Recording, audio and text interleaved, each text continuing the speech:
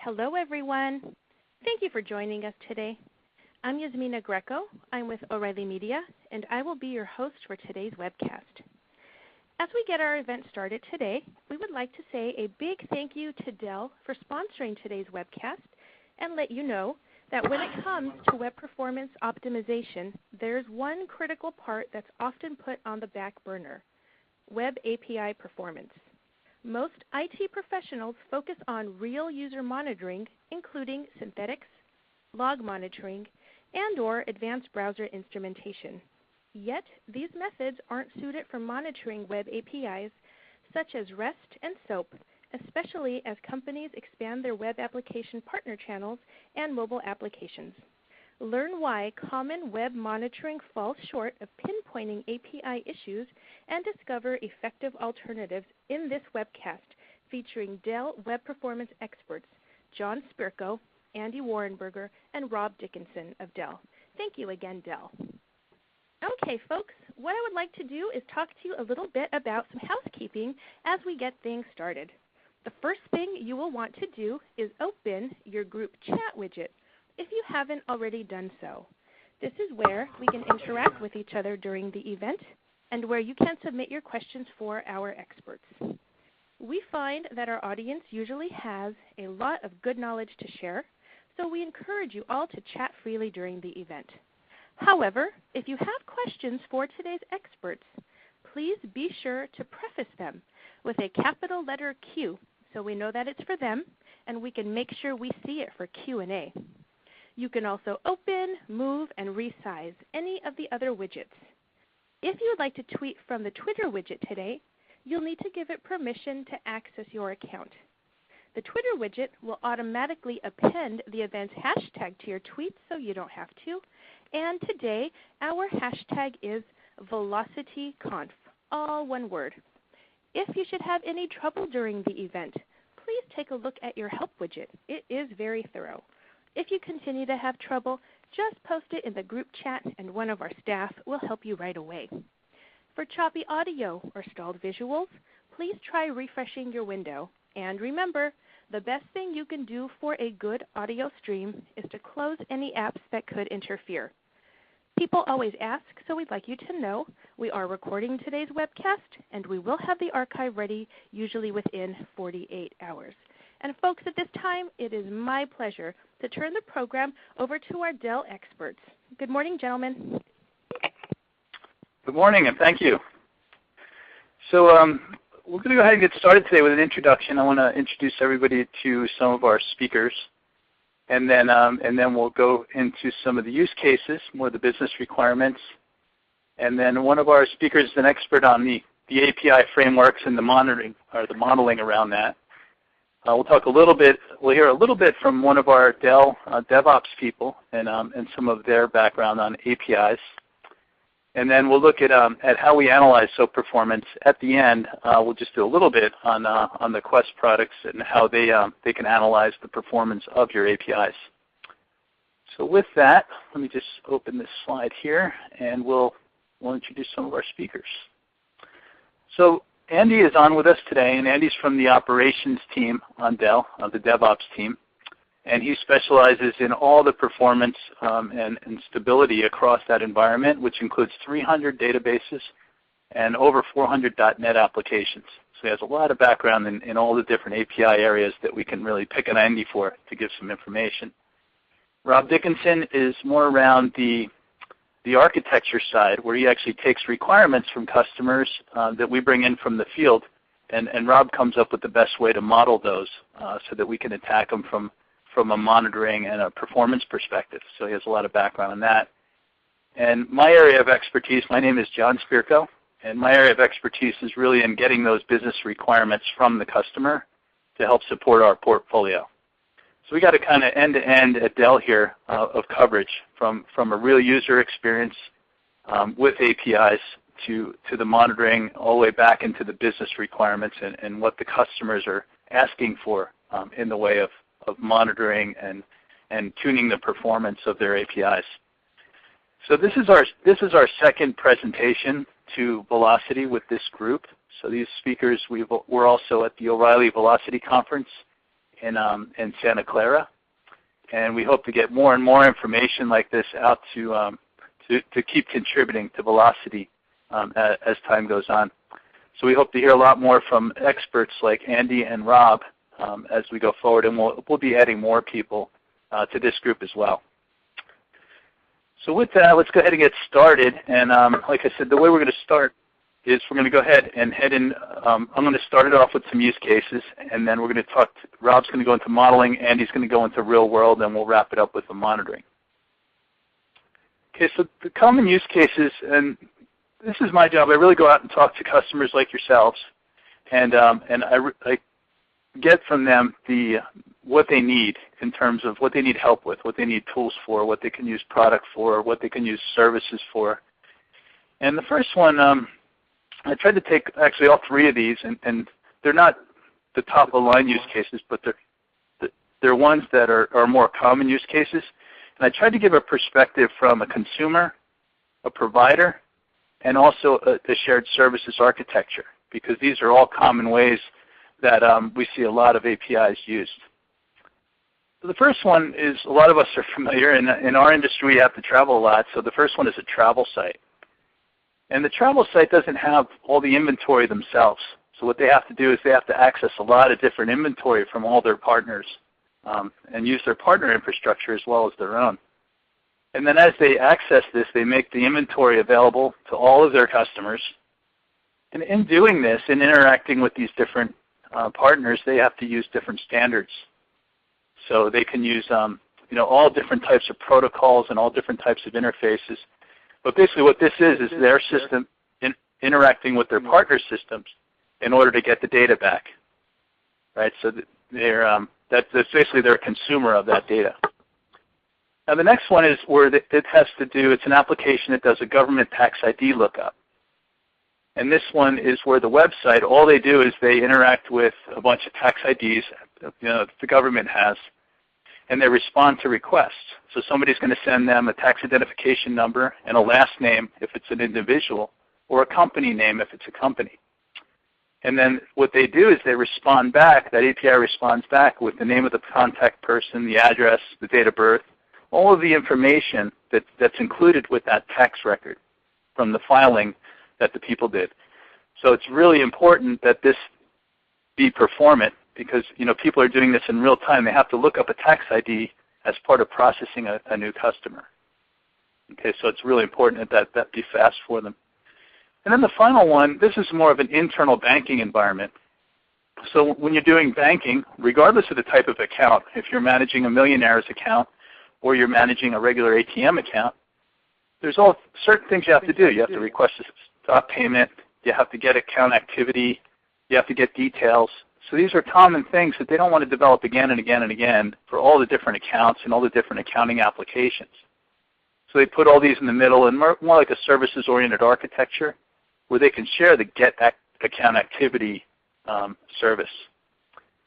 So these are just some, we'll keep it light today, right? These are just some of the general use cases that we need to cover with API monitoring.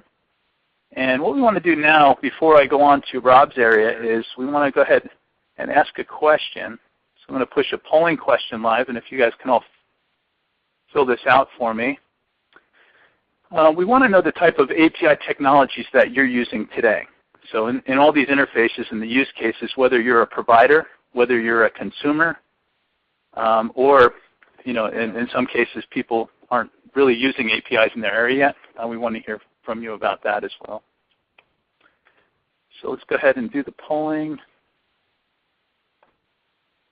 And we'll just pause for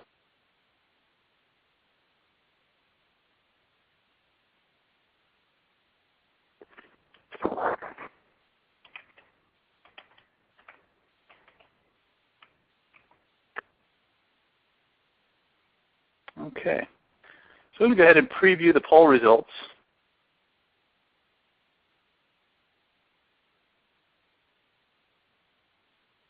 Preview poll results. And push.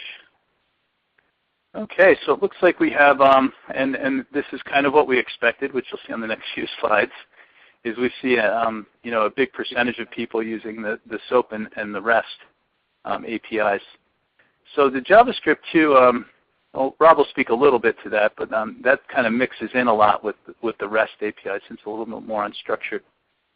Before we jump into your slides, any more comments on the poll results about what you expected? Or? Yeah, it's good to see. Okay.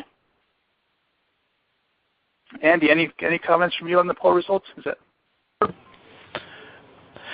No, I mean it's kind of indicative, right? I mean that's where the trends, at least that's kind of what we've been seeing, right? Is more of the REST. SOAP has been out there a while. REST is has been more of a growing trend, right? But I think it's indicative.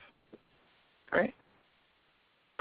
All right, thank you everyone for filling that out. And what I'll do now is I'll pass it over to Rob for some detailed explanation of the model and what we like to look at on these different protocols.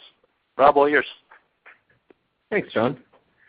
So obviously part of improving your performance is monitoring your performance. And a common way that we approach monitoring performance is building models and being able to analyze performance in terms of those models, make the data more relatable. And we wanted to look at a couple of the protocols and standards that we expected our customers to be using, and just talk a little bit about how we map this to models and how we use that as the basis for improving performance. The first observation here is all these protocols that we're talking about at some level are based on HTTP or involve HTTP, and that's a pretty important observation. HTTP itself, the structure of HTTP lends itself to a very canonical kind of model. We know there's going to be headers involved. We know there's going to be a request-response pair involved. So right away, the choice of centering on HTTP-based protocols puts us on the path to having a very nicely model-driven approach. SOAP, as one of the older protocols, but also as one of the most structured protocols, is another good example of how the protocol itself really lends itself to a model-driven view of the actual trace data. So I'm sure people that have worked with SOAP already are familiar with what this actually looks like, but within the SOAP package, you'll have an envelope, you'll have headers, you'll have a body that will include the call and the response. You'll have a SOAP fault if a SOAP fault occurred. The highly structured nature of this data, and also the transparent nature of it, the fact that the SOAP calls are easy to inspect, all this makes it easy to build a very nice model. And this is what we attempt to do in our tools. And we then try to, so we're not just capturing the bytes that go over the wire, but we're also then trying to provide the protocol-specific tools on top of that to help the data be more relatable. So when we're talking about monitoring SOAP, for example, we're going to be expressing that in our models as matching conditions against the headers, or inspections on the call, or looking for SOAP faults. And in many cases, just the protocol itself makes these things relatively easy to find. There's an amazing amount of data in here to be unlocked once you get into tracing and monitoring SOAP calls at this level of detail. Wouldn't mind advancing to the next slide, please.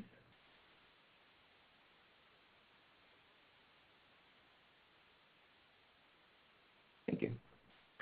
So we started out with SOAP. SOAP was obviously not the first attempt at API standardization. But from there, things got a bit less structured and a little bit more open. And this is the architectural pattern known as REST. So this originally came from W3C. And this is a little bit more open in that we're not actually having to specify as much of the structure. So in this case, building a model is a little bit tougher. But again, kind of what's our escape hatch here is that it is still based on HTTP. And so that lends itself to creating a nice model and also having common models across all the different kinds of specific REST implementations that we might be talking about. So some folks blur the line quite a bit between REST and XML RPC, for example. The actual data encoding in REST is left to the application, whereas the data coding in SOAP is more specifically said to be XML, and XML that meets specific guidelines. So when we're talking about REST, it's a little bit more blurry exactly what we're talking about, but all the same concepts still apply. So the fact that we're based on HTTP, it still means that we have a URI to analyze. It still means we have a request and a response to analyze. We have headers. And then we then can apply our domain in terms of the MIME types or in terms of other indications, request response headers, for example, content type headers, to be able to deal with the request data and the response data. And again, the model is not just intended to represent the raw data, but it's intended to be a functionally useful model.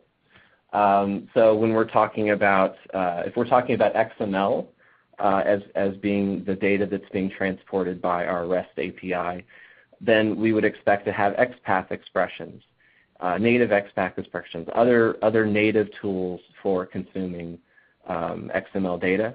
If we're talking about JSON, we would be talking about regular expressions. We would also be talking about matching expressions based on JSON identifier paths, so kind of similar to XPath, but based on JSON identifiers.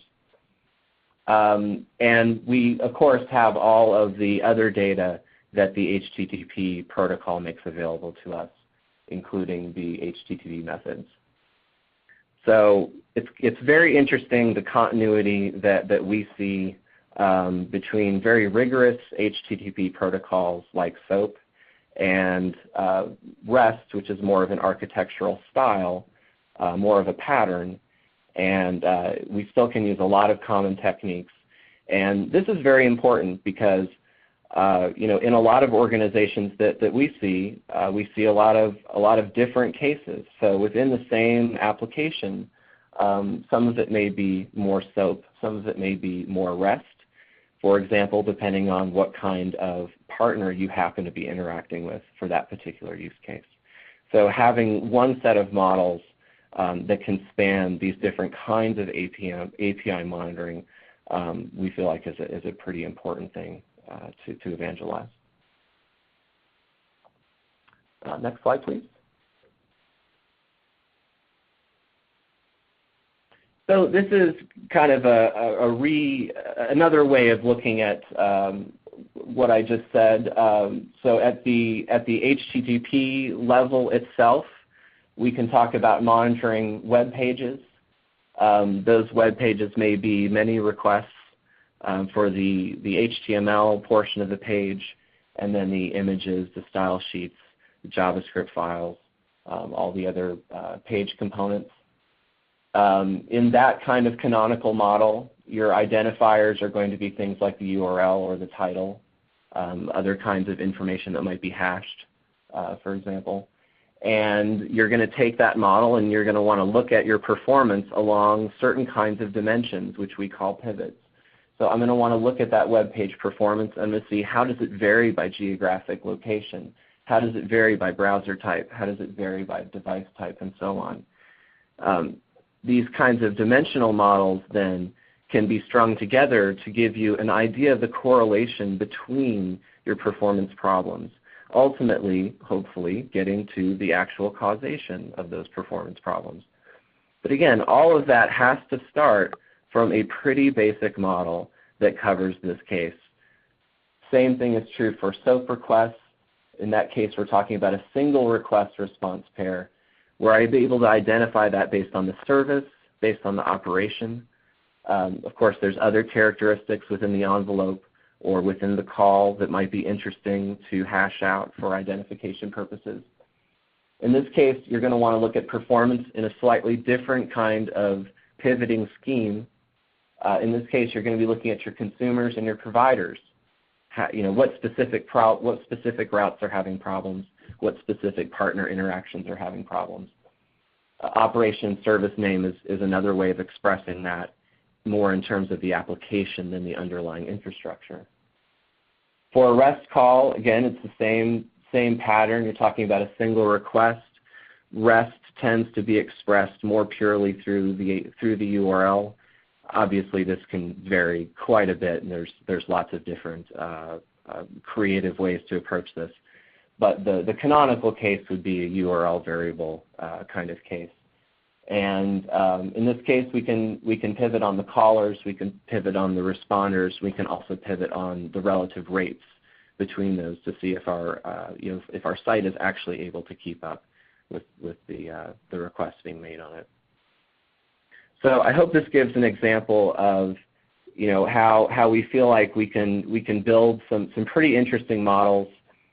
Certainly HTTP is the basis for all of this, but adding in the domain flavors and adding in more specific information around these use cases and more specific tooling around these use cases is where we feel like we can derive a lot of value.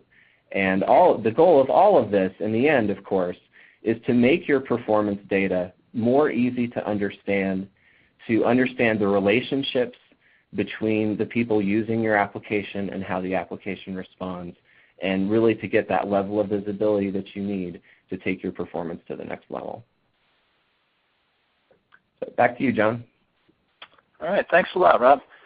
Yeah, hopefully that gives you all a pretty good perspective, and that's really what, when Rob's on, this may be what a lot of you went through, whether you're looking at logs or you're looking at application monitoring and different ways, different areas you can pick up those transactions.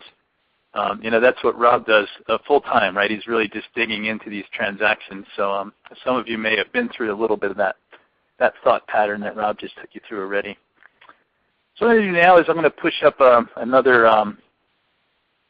another poll that we can take. So now that we know a little bit more about the use cases and the modeling around that, I just want to take a poll and see how everybody is using APIs today. So we know most of the audience, I think 6% isn't using APIs in their area of responsibility. Let's just see what the people that are using it, what they're using it for, and have a look at that poll before we get some commentary from Andy on the Dell.com environment.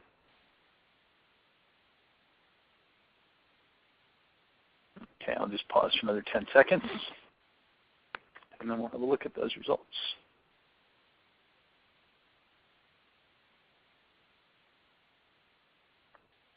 All right. Thank you, everybody. I'm just going to push on our poll results now so we can have a look.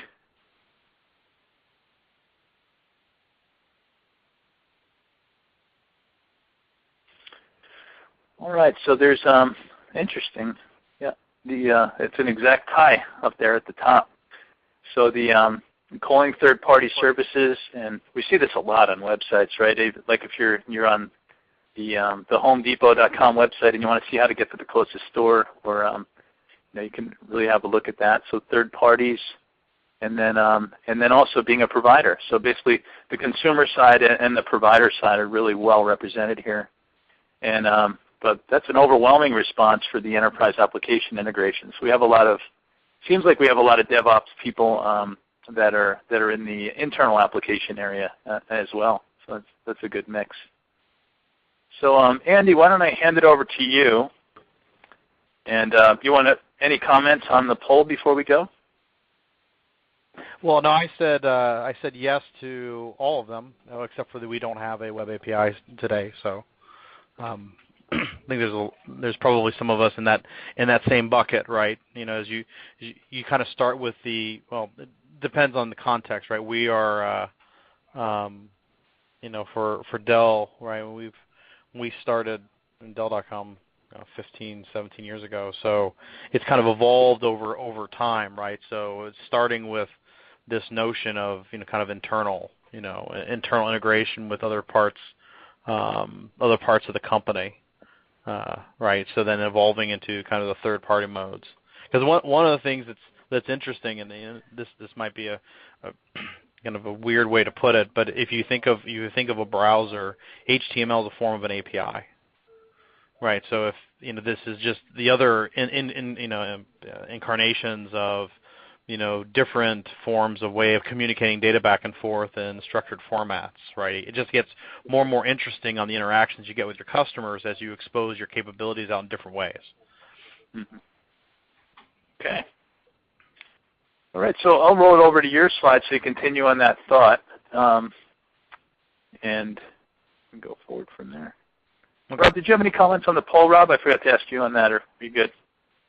I was actually surprised that mobile was so low there, but I think that probably just speaks to the audience that we have here. It sounds like we have a lot of integrators in the audience, so that's interesting. Oh yeah, good comment. Yeah, I expected mobile to be higher too.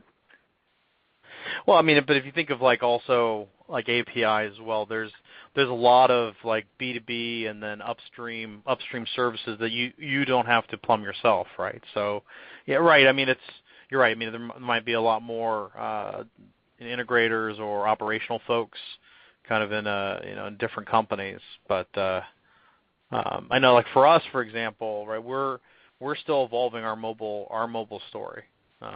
So just a little background on Dell. If you go back to the basis of the company, right? Michael Dell in his college dorm room putting together desktops, right, and configurable desktops, and the core of our culture, especially through the website, is that ultimate configurability and on the contextual view for our customers based on all sorts of different parameters, and that's where for us synthetic transactions are really just the starting point for us. The challenge is that we have such a highly data-driven and contextual experience for our customers. It's difficult to simulate that all in synthetics.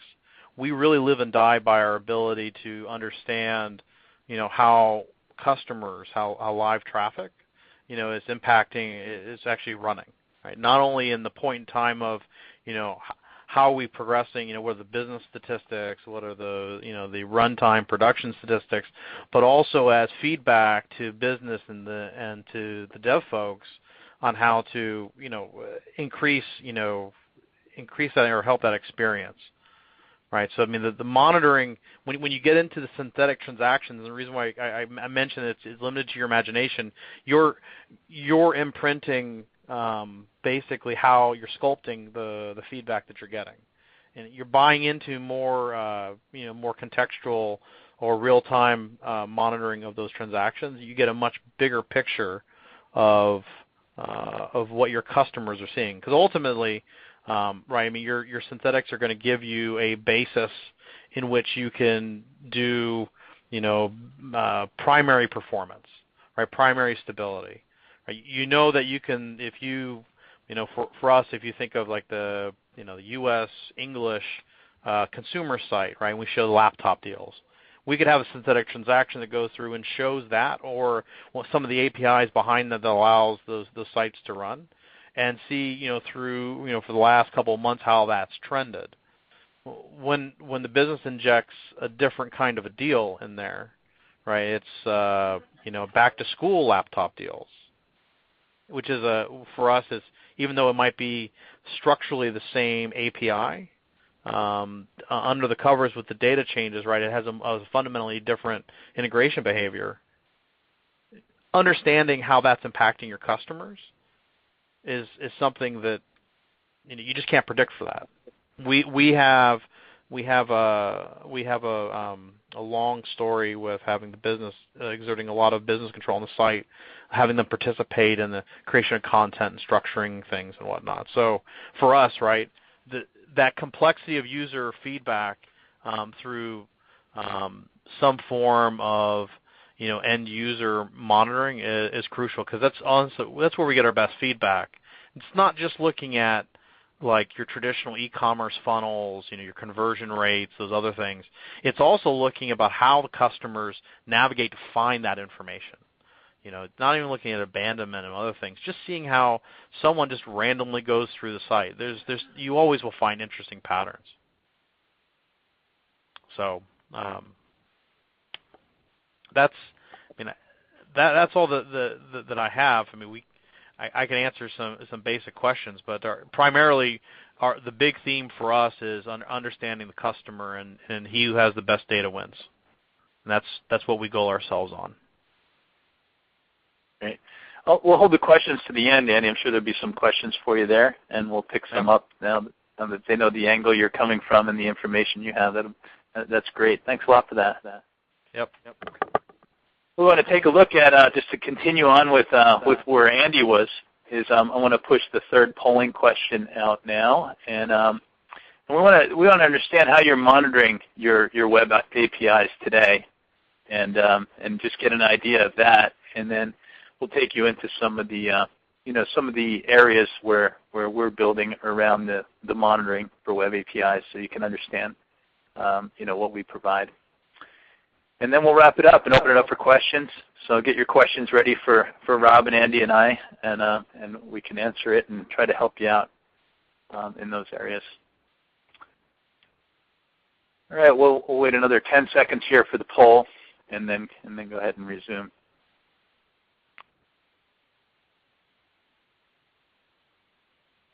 Okay. So I'm going to go ahead and I'm going to push those poll results live so we can have a look at them.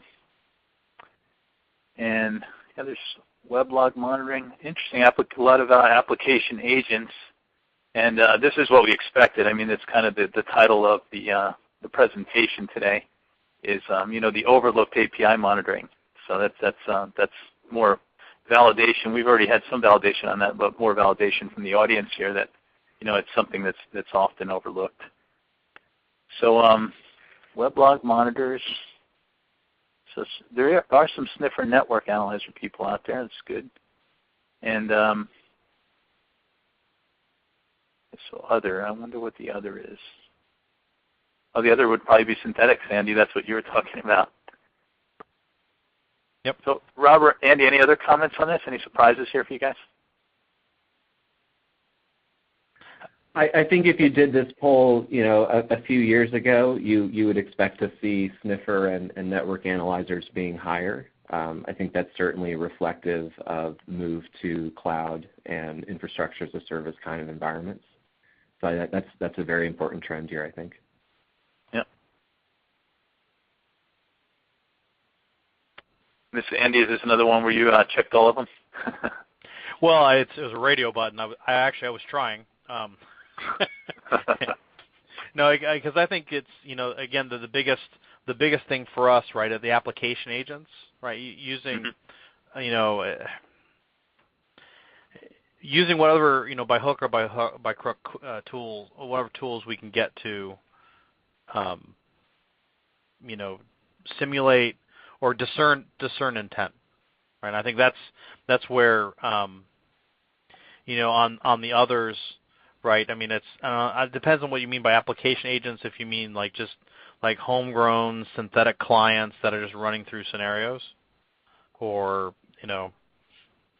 variety of things. So I'll just leave it at that. That's kind of vague for that reason. Okay. Excellent. So what I'm going to do now is now you have kind of a perspective of the business requirements where I came in from, and then Rob with the modeling, kind of the massaging of the business requirements. And then Andy from the real-world perspective, kind of the provider of the business requirements. So now I'm going to come in, and really what we're looking at in monitoring is almost all the people I talk to is when they're looking at their API or looking at the end users, they're looking at performance, they're looking at volume, and then they're looking at error rates or errors in general. And those three areas often get rolled together to make up something, some sort of service level agreement or some type of policy. It becomes especially interesting, these policies become especially interesting when you're the provider, because when you're a provider you have to often give information back to your customers saying that this is the service I'm providing. And a lot of times with APIs we see that they're two-way service levels. So what I mean by that is you might say that I guarantee you that I'm going to validate that text identifier for you in half a second, providing you don't send me more than 5,000 transactions in any given minute, right, or any 5-minute period. So what they're doing is as a provider, you're guaranteeing some type of service in exchange for some type of limit on volume, and then of course at a certain price. And then as a consumer, it's kind of the other side of that, right? You want to monitor all of the APIs you're using, like in that travel site example. They want to be able to monitor all of their partners and making sure that none of their partners are slowing down getting that data back to their end user. So when they're looking at the APIs, they're looking at certain calls like maybe get inventory, get travel inventory, or book travel. So they're looking at all these different API calls that they're running into their partners, and then tracking either just in general, like track the whole partner and make sure that all their transactions are less than half a second, or go ahead and track certain functions, and certain functions maybe take 5 seconds and other ones take 2 seconds.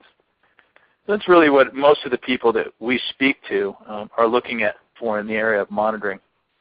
So before we dive into the monitoring section, I just want to go ahead and, we already pushed the poll, so we're good to go. I'm just going to dive right in. So let me show you a couple screens here. And with Foglight, we do API monitoring. We do end user monitoring as well. And it's a sniffer-based technology. So what we're doing is we're looking at the data streams coming into the API. So what we mean by sniffer-based is gathering the network traffic, and it's sitting there. It's almost like a phone tap. It's in promiscuous mode, so you can't really see it. It doesn't impose any overhead. We're just getting a copy of the traffic as it comes in. Like either on the consumer side or the provider side, you could put that sniffer on either side. And then what we do is we take this data in. We're looking at all the API calls, and we're splitting it up like Rob talked about earlier by service name or by operation name. And then we're putting all the pieces that can break. We're bringing those all to you so you can analyze them. So if a certain endpoint is breaking, maybe API calls on server number 1 out of 15 are breaking on that one server, so we can tell you that there's problems there. Or a certain internet service provider is giving you poor bandwidth and it's breaking down there. Maybe if it's an internal application, like a lot of people on the survey had answered earlier, it's a specific subnet that is experiencing problems. Other times it's an operating system. It's something on the side of the caller that's causing problems. So these are all the different pivots we have available, and you can use these for monitoring real web traffic or the APIs themselves. And of course, like the browsers, they're typically less interesting on the API side, but certainly for mobile applications, they're not. They're probably some of the more interesting ones. But for machine-to-machine, like consumer provider stuff, it's probably going to be a little bit less interesting. All right, so the next thing I want to jump into is a couple screens here. So what we do is the analyzers, and it looks a little small on my side, so hopefully we can see it all. But this is a generic analyzer, and what we're doing is we're drinking 100% of that web traffic with the analyzer, and what we can do is we can just say, take all SOAP operations and monitor them, period. So this is a very general SOAP analyzer. And these things that we're filtering on, like here it's just the category, which is called SOAP. You can expand that, and you can AND them together. So you could say if it's SOAP and it's this IP address, this endpoint IP address, or if it's SOAP and it's this service name. So if you look at our next filter, this one is a bit more specific. So you can add items to the filtering area, and this lets you group things together. So you're grouping a bunch of the requests that are coming in over the wire together so that you can analyze them. So it's pretty nice to have that flexibility, and this is where Rob came in. This is basically the product side of what he was talking you through earlier in the model, is now that we can extract all these different areas, we're able to group things together in meaningful ways so that you can track them and drill down on them. So if we look at the next slide here, this is more of a representation of what happens, a real simple representation of what happens after the analyzer is built. So in this case, you'll see all SOAP, but on the right-hand side, we're pivoting on the endpoints, the HTTP endpoints. So what you're able to do is, this has one endpoint, but if you had 15 endpoints, you can see that out of the 15 endpoints, one is in a status of error. So either performance, volume problem, or a error problem. And then you'd be able to drill down and go right into that. And you might have other tiles to the right of that that that are even more pivots. So this is kind of the higher level representation once you create those analyzers of what we can do for you. So the next thing you would do is you would be able to click on one of these analyzers, and it would bring you down, and it would give you detail. So this tells you the service level attainment. So if you set the service level for this SOAP group that you created, and again, either a group of operations, a group of services, you can see the service level attainment on there. You'd also be able to see the end-to-end time and any fluctuations in it. And then one of the things that's really unique about how we do monitoring is we keep every single request and response pair. And this is what Rob said earlier in the models. The model is, it goes all the way down to the individual requests going over the wire.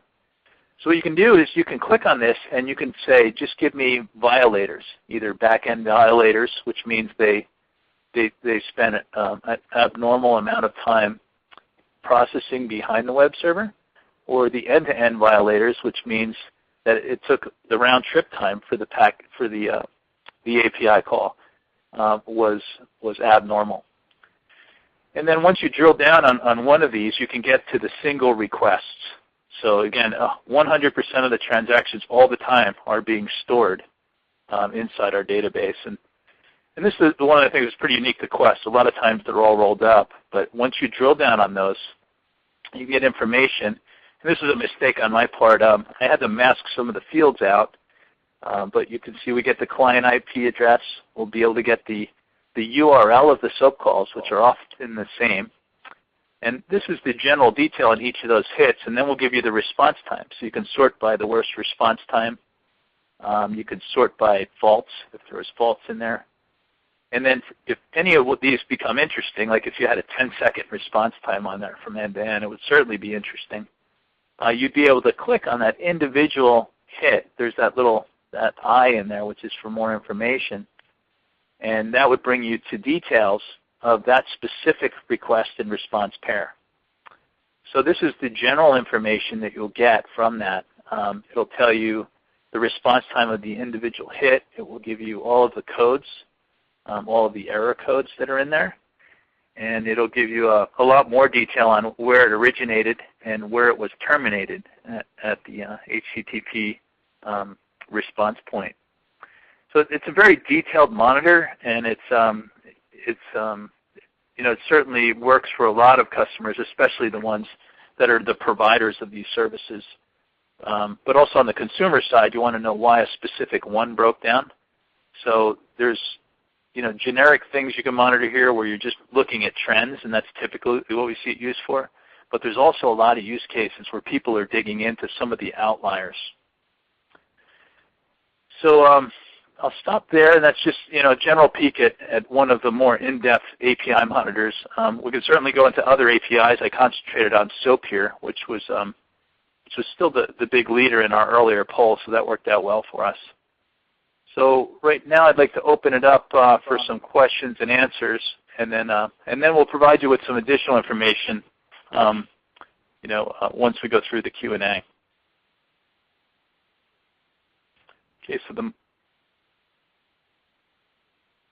Okay, so how do we have some Q&A online here.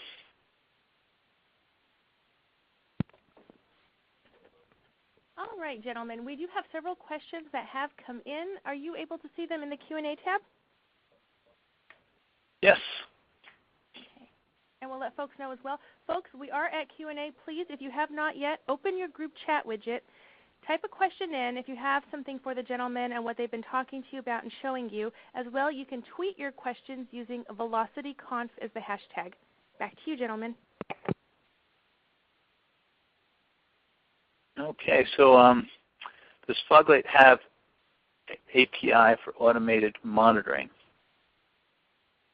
Okay, and I think for automated monitoring, I think we went through that one a little bit at the end. The question was asked before I went through the Foglight section, so hopefully I answered that one. Rob, did you have any more comments on that one?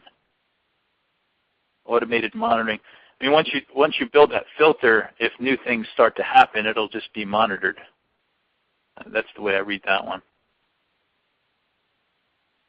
The question there might be, can you push new monitoring rules to the system in an automated way?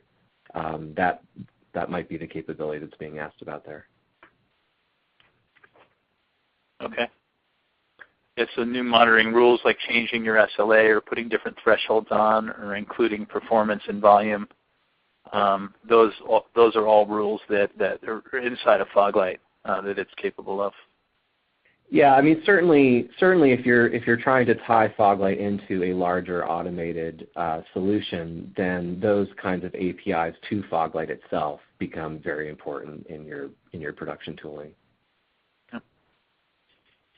Okay, the next question we have is with Foglight, how do you analyze HTTPS traffic? And what we do there is we take the server certs and we put them on the analyzer so that the analyzer can decrypt just like the web server would. We also have an integration with an HSM device. So in certain environments, if they have an HSM device that has their certs on there, Foglight can interact with that as well to get information out. Okay, let's go on to the next one. What is the impact of installing this performance on the API itself? Okay, and this, the one we showed you in particular for Foglight, that one was a sniffer. There's a couple different approaches with Foglight for API monitoring, which include application agents. The sniffer itself it doesn't put any overhead on the API. It attaches into a tap, like a phone tap, and it gets that web conversation. So you're not really installing any agents on the application or on the web server. It's more of a network analyzer. So that one, people can argue this point a little bit because there can be some overhead put on the switch or on the network environment if you're sniffing with a switch. But we generally recommend a tap, which lets the traffic pass through unimpeded. So this is, any more to add on that, Andy or Rob? Another new option that we've introduced this year is a virtual sniffer. And one of the use cases that we're seeing for that is for customers that have on-premise highly virtualized applications.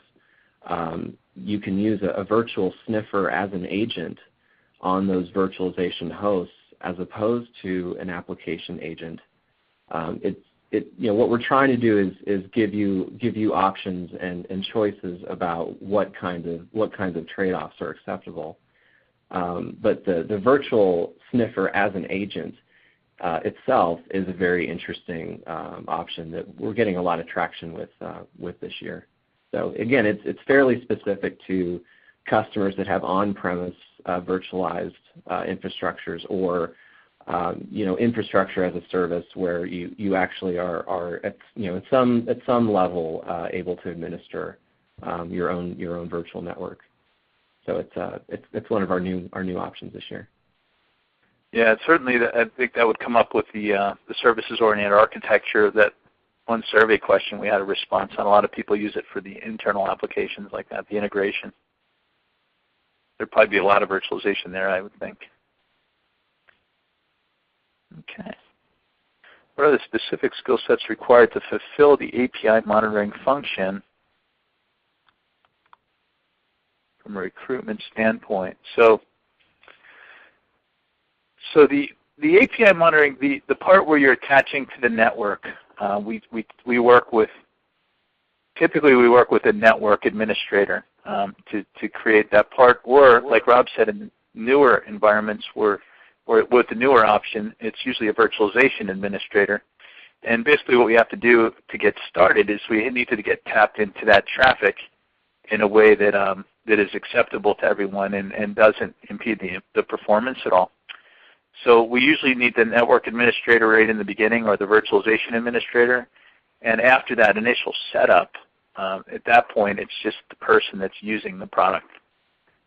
So Foglight can go a lot broader. We can push additional agents out there to the Java, .NET tiers and do different monitoring on the operating system and the virtualization environments. But if you're just doing API monitoring, which is another option, then typically it's just going to be that one user. Is going to be the administrator as well. So it depends how broad you go with the product, with the skill set that you would need on the Foglight side. But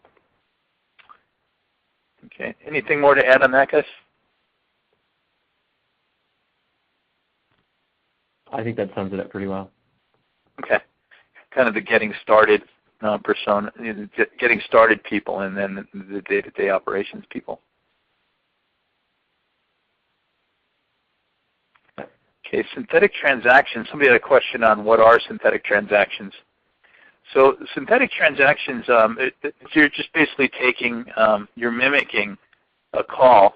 Either, a lot of times these are used for end user calls. So you're basically mimicking what the end user would do, but you're doing it from a point that you can measure. So you're doing it on a browser from a specific location, and you're just sending a dummy transaction through and saying, how long did that take to come back? Well, it usually takes 3 seconds, and this time it took 7 seconds. So something went wrong along the way.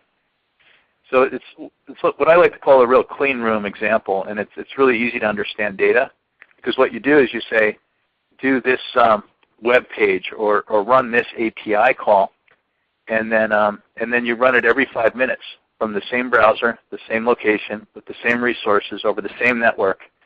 So the only real variable, what you're doing with a synthetic is you're removing as many variables as you can. You're removing the variables of the end user, of the resources, and you're just measuring, you're trying to keep that response time measurement and that the error from that response. You're trying to keep that all very isolated and make those the only variables. So it's a really clean way to get a performance metric. The bad thing about those is they only hit one web server. And like in Andy's case, right, he has over 400 web servers on Dell.com. So that's why he was saying synthetics aren't really effective, because you're only executing a very small percentage of the paths that are possible. Right. I mean, and that's the thing, right, John? I mean, the key is, and it's not just the server traffic. It's the combinations of data, whether it's from a user context, a globalization context, a product context, or our own internal store context, right? Because basically we take these items, right, of things you're looking at, whether you're looking at printer cartridges, or you're looking at high-end servers. Where are you coming from around the world? Language, aspects. Are you shopping for an enterprise? Are you shopping for home? And the intermixing of those nuggets of information can drastically alter various execution paths, right? And that can ultimately impact your ability to support, maintain, and keep your experiences up. Yeah, so you'd have to do like 10,000 synthetics, right, to get a good representative set. We'll just say yes. Okay. I wish it was that easy. Yeah, that's certainly the case. I mean, as the complexity goes up, not the complexity, but the size goes up. I guess the breadth goes up. You really need something that goes a little bit more than synthetics. All right, Rob, this looks like one for you. Syntax of a SOAP header.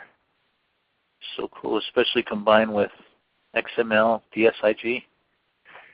Yes, this is a common concern, and it really is the reason why the model-driven approach is so easy. Obviously the value of the model-driven approach is in what it does to improve your performance.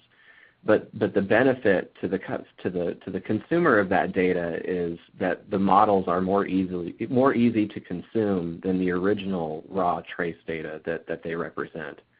So we hear a lot of comments like this.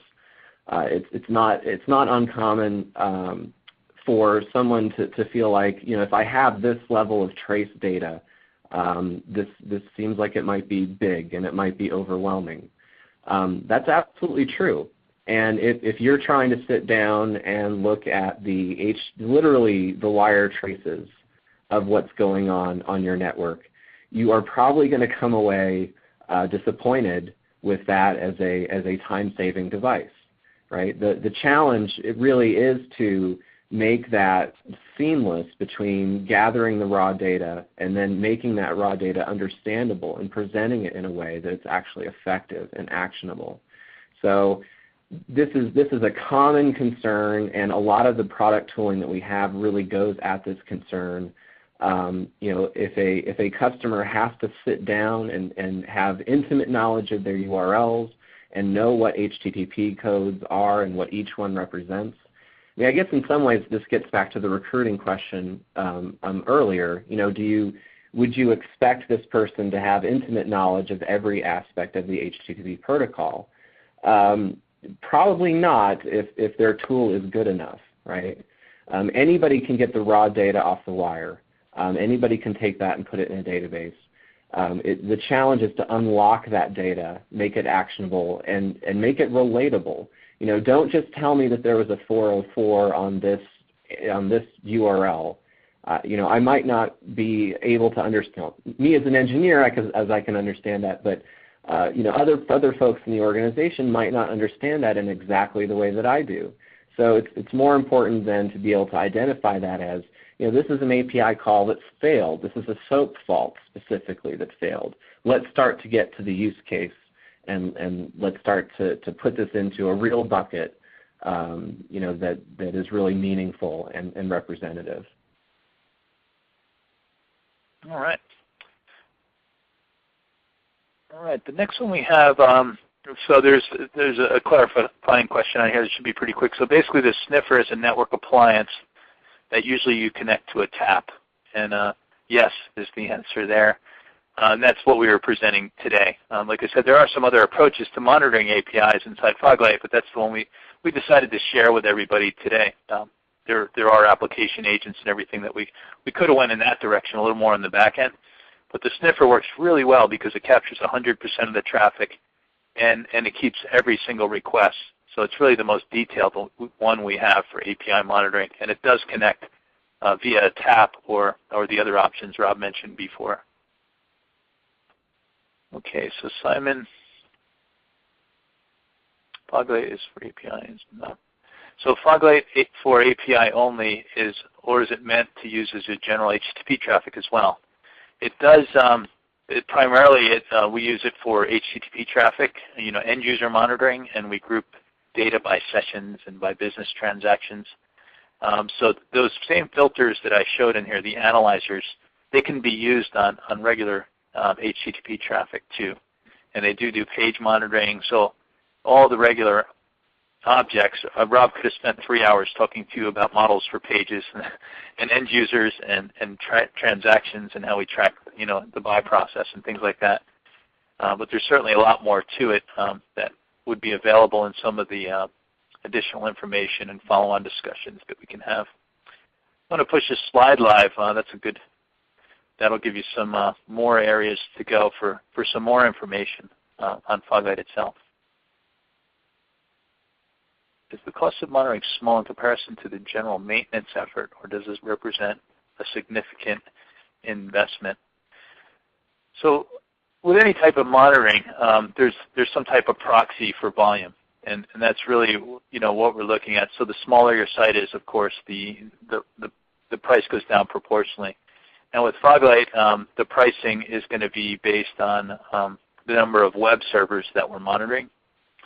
So the price can vary, and that more information would come from a rep on that. But that's the quick answer. It's a volume proxy. Hey, Rob, there's one here that seems very up your alley. It says, how much topology churn is there with APM? There's very little topology churn with modern Foglight APM. There's always, so the term churn really derives in most cases from changes in the environment. No monitoring environment is static, of course, and I think it's a very important way to judge any APM tool is how quickly and easily it's able to adapt to changes in the environment.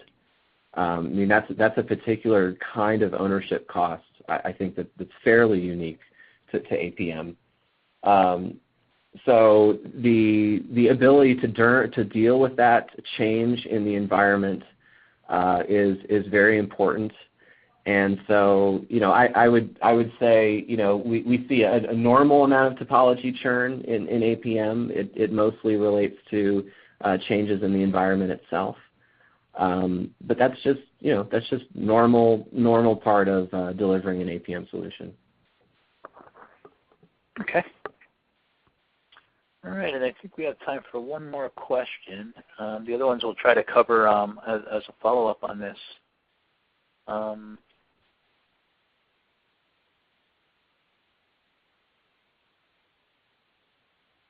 Automated monitoring. Okay, these are a lot of the ones I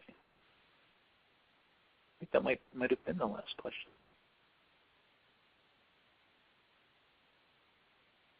Okay, here's one more, I think, Rob, for you. Is there any protocol to support OLTP transactions on top of SOAP or REST web services? We are not actually going that deep today, but that is a great suggestion. Okay. I think that's a perfect example of I believe we have the data that we would need. I don't think we have kind of the domain rendering there to go on top. But that's a great kind of example of the kind of feedback that we're looking for to build models that are easier to understand. Okay. I think that wraps up most of our questions, so we'll go ahead and conclude there. As I said, for more information on Foglight, there was a lot of questions on Foglight today, and not as much general questions about API monitoring. But I left some more information up there on the screen for you, and then you'll also get a follow-on email that has a link in it, and you'll be able to click on that to get more information. So this call will be recorded as well, and the link will be available if you want to refer back to anything. And other than that, any closing remarks, Rob?